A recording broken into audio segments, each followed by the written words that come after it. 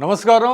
Hit TV ప్రేక్షకులకి 2024 నూతన సంవత్సర శుభాకాంక్షలు. ఈ సంవత్సరం అందరికీ మంచి జరగాలని కోరుకుందాం.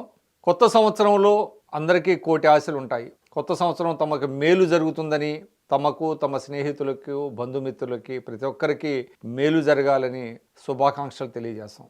కానీ క్యాలెండరు మారినంత మాత్రాన కాలంలో మార్పు ఏమి ఉండదు. ఆ మార్పు అనేటువంటిది మనుషులే తీసుకురావాలి. తమకు తాముగా ఆ మార్పును తెచ్చుకోవాలి. ఈ 2024 సంబంధించి ప్రతి ఒక్కరూ తమలో మరింత మెరుగైనటువంటి మార్పును తెచ్చుకుంటారని ఆశిద్దాం. ఇక ఈ 2024 చాలా ప్రత్యేకమైనటువంటి సంవత్సరంగా పేర్కోవాలి. మిగతా గడిచిపోయినటువంటి 20, 21, 22, 23 కంటే కూడా. ఎందుకంటే ఈ 24వ సంవత్సరంలో మనకు లోక్సభ ఎన్నికలు జరగబోతున్నాయి.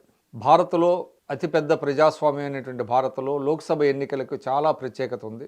ఎందుకంటే 140 కోట్లు దాటిపోయినటువంటి జనాభాలో అత్యధిక శాతం, అంటే ప్రపంచంలోనే 6వ స్థానంలో ఉన్నాము జనాభా పరంగా. అదేవిధంగా ఓటర్ల పరంగా కూడా భారత్ అతిపెద్దది. కాబట్టి ఇక్కడ జరిగేటువంటి ఎన్నికల గురించి ప్రపంచం అంతా ఆసక్తిగా చూస్తూ ఉంటుంది. అటువంటి ఎన్నికలు 2024లో మనకు తెలుసు ఏప్రిల్లో జరగబోతున్నాయి. దాంతోపాటు మరికొన్ని రాష్ట్రాలకు కూడా, ఆంధ్రప్రదేశ్తో సహా మరికొన్ని రాష్ట్రాలకు కూడా ఎన్నికలు జరుగుతాయి. ఒక 2024లోనే కాదు, అంటే 2024లో ఒక్క భారత్లోనే కాదు, ప్రపంచంలోని దాదాపు 30 దేశాల్లో ఎన్నికలు జరగబోతున్నాయి. మన పొరుగునున్న పాకిస్తాను, బంగ్లాదేశ్, అదేవిధంగా యూరోపియన్ యూనియన్, ఇటువంటి దాంట్లో చాలా దేశాలు ఎన్నికలకి వెళ్ళబోతున్నాయి. సార్వత్రిక ఎన్నికలు జరుపుకోనున్నాయి. కాబట్టి ఇవన్నీ కూడా చాలా కీలకమైనటువంటి సంవత్సరంగా 2024ను పరిగణించాలి. ముఖ్యంగా ఆంధ్రప్రదేశ్లో అధికారంలో ఉన్న వైఎస్ఆర్సీపీ రెండోసారి అధికారంలోకి రావాలని చూస్తోంది.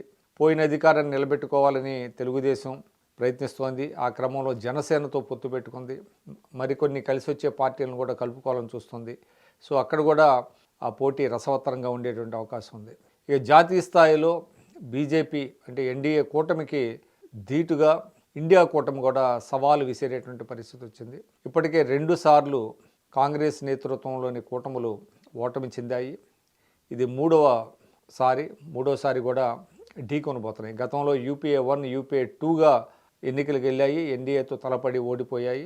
కానీ ఈసారి ఇండియా కూటమి అని ఏర్పాటు చేసుకున్నాయి. ఇండియా కూటమిలో కూడా ఇంకా కొన్ని ఇబ్బందులు, సీట్ల పంపిణీ దగ్గర కొంత సమస్యలు ఏర్పడినట్టుగా అనిపిస్తుంది. ఏదేమైనప్పటికీ కూడా ఇండియా కూటమి ఎన్డీఏకి ఎటువంటి పోటీ ఇవ్వబోతున్నది అనేటువంటిది కూడా కొంత ఆసక్తికరంగా పరిణమించింది. ఇక 2024లోనే కొన్ని ప్రధానమైనటువంటి క్రీడాంశాలు. ప్యారిస్ ఒలింపిక్స్ జరగబోతున్నాయి. ప్యారిస్ ఒలింపిక్స్కి ఫ్రాన్స్ వేదికగా ఫ్రాన్స్ నిర్వహించబోతుంది ప్యారిస్లో. కాబట్టి ఆ ఒలింపిక్స్ కూడా అందరికీ అతిపెద్ద క్రీడా సంరంభం మనకి తెలుసు. అదేవిధంగా వరల్డ్ కప్, అంటే T20 వరల్డ్ కప్ కూడా జరగబోతుంది. ముఖ్యంగా అమెరికాలో కూడా కొన్ని మ్యాచ్లు జరగబోతున్నాయి. కాబట్టి ఇవన్నీ కూడా 2024 ఏ విధంగా చూసినప్పటికీ కూడా చాలా ప్రత్యేకమైనటువంటి సంవత్సరంగా పేర్కొనాలి. ముఖ్యంగా అంతర్జాతీయంగా నెలకొన్నటువంటి యుద్ధ వాతావరణ పరిస్థితులు చూసినట్లయితే రష్యా ఉక్రెయిన్ వార్ ఇప్పటికీ కూడా ఇంకా సమసిపోలేదు. తాజాగా జరుగుతున్నటువంటి ఇజ్రాయెల్ పాలస్తీనా మధ్య జరిగేటువంటి యుద్ధం కూడా చాలా వేలాది మంది ప్రాణాలని బలి తీసుకుంది. ఆ యుద్ధం కూడా, ఈ 2 యుద్ధాలకి ముగింపు మరి 2024లో వస్తుందా లేదా చూడాలి. ఈ 2 యుద్ధాలే కాకుండా దాదాపుగా ఒక 30 దేశాల్లో అక్కడ అంతర్యుద్ధాలు కూడా జరుగుతున్నాయి. సో యుద్ధాల వల్ల ప్రపంచ ఆర్థిక వ్యవస్థ దెబ్బతినేటువంటి పరిస్థితి వస్తుంది. యుద్ధాలు సమసిపోతేనే ప్రపంచం అంతా కూడా సుఖశాంతులతో, అదేవిధంగా ఆకలి దప్పులు లేనటువంటి ఒక మెరుగైనటువంటి సమాజాన్ని చూడగలుగుతుంది. మరి 2024 ఇది వ్యక్తిగతమైనటువంటి